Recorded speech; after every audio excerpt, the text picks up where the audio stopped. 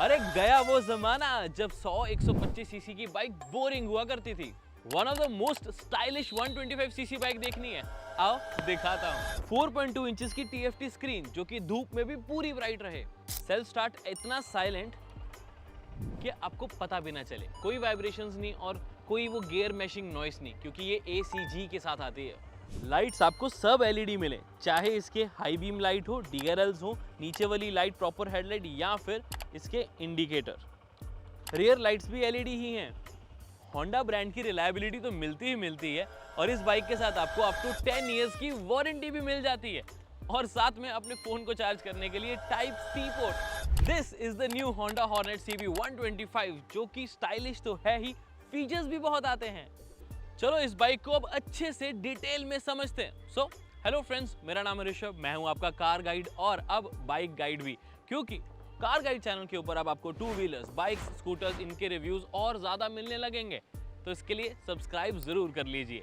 और उसके साथ साथ इंडियन व्हीकल अवार्ड्स को लेके एक बहुत बड़ा सरप्राइज आपके साथ शेयर करूंगा कुछ दिनों में, तो उसके लिए भी चैनल को सब्सक्राइब और इंस्टाग्राम पे फॉलो कर लो।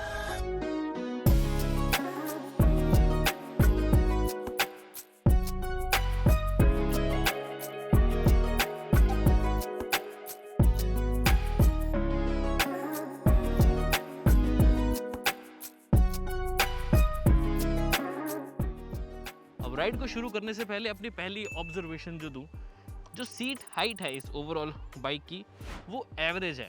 वो छोटे हाइट वालों को थोड़ी सी प्रॉब्लम लग सकती है। माई हाइट इज़ 5'8", 5'9", मुझे तो कोई प्रॉब्लम नहीं, 5'7", 5'6" तक भी कोई प्रॉब्लम नहीं होगी।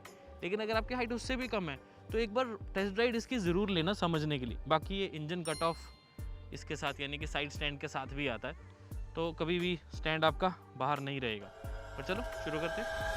सबसे पहले इस बाइक की सबसे major highlight the suspension. Suspension is very very comfortable and soft. आपको जो ये अपसाइड डाउन सस्पेंशन मिलती है फ्रंट में और रियर में monoshock suspension which is 5 step adjustable, very very comfortable, काफ़ी सॉफ्ट राइड आपको प्रोवाइड करे। तो सिटी के लिए तो मुझे नहीं लगता कि इससे बेटर ऑप्शन आपको मिल सकती है। The second thing is the weight. 124 kg is just at the perfect spot.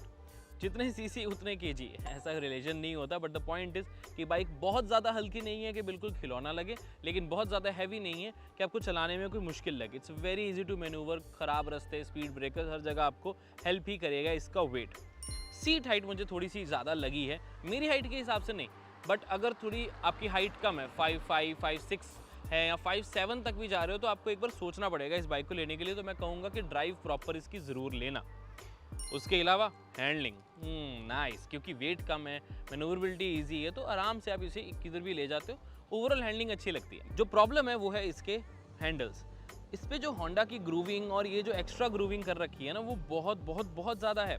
ये आपके हाथों पे चुभता भी है और स्पेशली जब आप ब्रेक लगाते हो तो सारा वेट आपके हाथों के ऊपर आता है, क्योंकि सस्पेंशन काफ़ी ज़्यादा दब जाती है आगे। तो आपको बॉडी को संभालने के लिए अपना पूरा वेट इन हैंडल्स पे लाना पड़ता है और जिससे आपके हाथ थोड़ी देर बाद थोड़े दुख सकते हैं। स्टार्टिंग में नहीं तो प्रॉब्लम आएगी, ये जब ज़्यादा लंबा ड्राइव करोगे तब ये प्रॉब्लम करेंगे। तो ये थोड़े फ्लैट होने चाहिए थे, मतलब बहुत फ्लैट नहीं, क्योंकि ब्लड प्रेशर भी मेंटेन करना है, बट थोड़े से तो और कम ग्रूविंग, कम इनग्रेविंग होनी चाहिए थी। बट डिस्प्ले की ब्राइटनेस इज़ रियली गुड, आपको काफ़ी अच्छी डिस्प्ले मिल जाती है, सब इन्फॉर्मेशन ईजिली समझ आ जाती है। सीट का कंफर्ट मुझे अच्छा लगा। मैं बहुत ज़्यादा बल्कि तो नहीं हूँ, बट हाँ थोड़ा अपने आप को ओवरवेट मानता हूँ। मुझे कंफर्ट लेकिन अच्छा मिल रहा है इस पर। बाइक्स के जो ये मिरर होते हैं, जैसे हम रियर व्यू मिरर बोलते हैं, इनसे मैं पर्सनली उतना खुश होता नहीं हूँ, क्योंकि अभी तक कोई भी बाइक या कोई भी टू व्हीलर परफेक्ट मिरर्स नहीं बना पाया है। बट ऐसा है कि कुछ ना होने से कुछ होना बेटर, तो कुछ विजिबिलिटी तो मिल ही जाती है। बट ओवरऑल अगर हम बाकी बाइक से कंपेयर करें तो 8 आउट ऑफ 10 में इस विजिबिलिटी को ईजिली दे सकता हूँ। पावर तो भी बढ़िया मिल जाती है, सेगमेंट के हिसाब से बहुत परफेक्ट रहती है, प्राइस के हिसाब से भी। जो इसका 11 bhp और 11.2 न्यूटन मीटर्स का ओवरऑल टॉर्क है, वो आपको काफ़ी क्विक एक्सेलरेशन भी देता है, ओवरटेक करना फिर भी सही रहता है। हाँ, छोटी सी चीज़ का ध्यान रखिए कि 6th गियर को आप हाईवे पे महसूस करोगे कि यार नहीं है नहीं है नहीं है, तो थोड़ा सा फील होता है ताकि रिफाइनमेंट बेटर हो सके। लेकिन ओवरऑल गियर रेशो समझ आते हैं। मोस्टली आप बाइक को सेकंड गियर पे रखने वाले हो, स्लो स्पीड पे भी अगर क्लच की आपको सही से प्रैक्टिस है तो सेकंड गियर पे भी आप इवनली ले जाओगे, आपको हमेशा फर्स्ट गियर पे जाने की ज़रूरत नहीं पड़ेगी। माइलेज 40 to 50 किलोमीटर पर लीटर तो आराम से आ ही जाती है। हमने जब ड्राइव किया तो 55 से 60 किलोमीटर अलग अलग आ रही थी, 60.3 टू बी एग्जैक्ट जब हमें आई थी। एक कमी लगती है, रियर में अगर डिस्क ब्रेक होती तो मैं ज़्यादा कॉन्फिडेंस से इस बाइक को चला पाता। आपको क्या लगता है, डिस्क ब्रेक इस प्राइस में होनी चाहिए थी?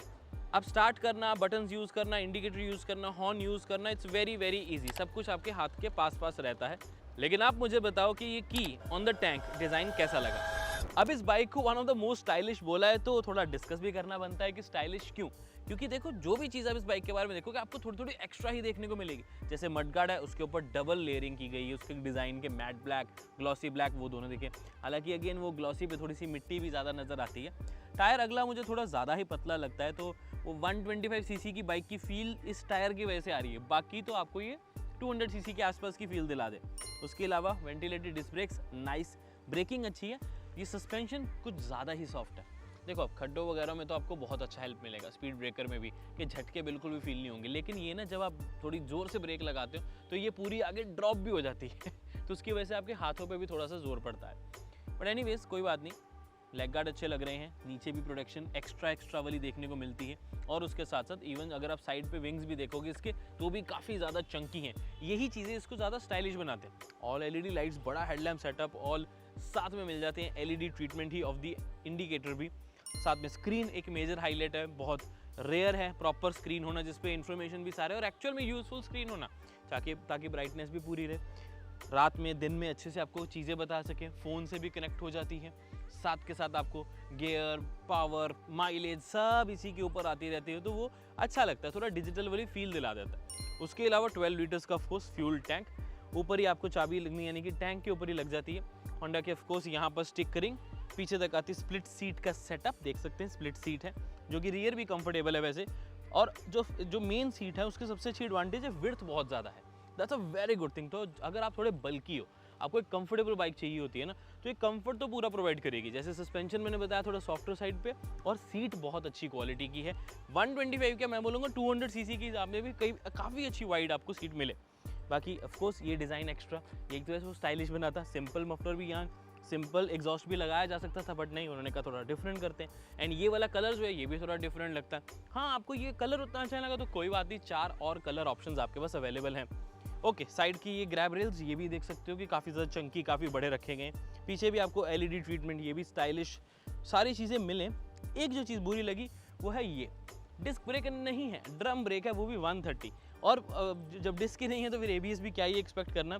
आगे ज़रूर आपको एबीएस मिल जाता है, बट मुझे लगता है कि जब ब्रेक लगती है पिछली ज़ोर से तो ज़्यादा स्किड होने के चांसेस रहते हैं, तो वहाँ पर एबीएस चाहिए होता है कि पिछला लॉक ना हो टायर। तो एंटी लॉक ब्रेकिंग सिस्टम पीछे भी मुझे चाहिए था, जब इस प्राइस की बात करें स्पेसिफिक। जब हम सिर्फ 125 सीसी की बात करते हैं ना, तो प्राइस को मेंटेन करने के लिए चलो समझ आता, थोड़ा कॉम्प्रोमाइज़ हो गया सेफ्टी में।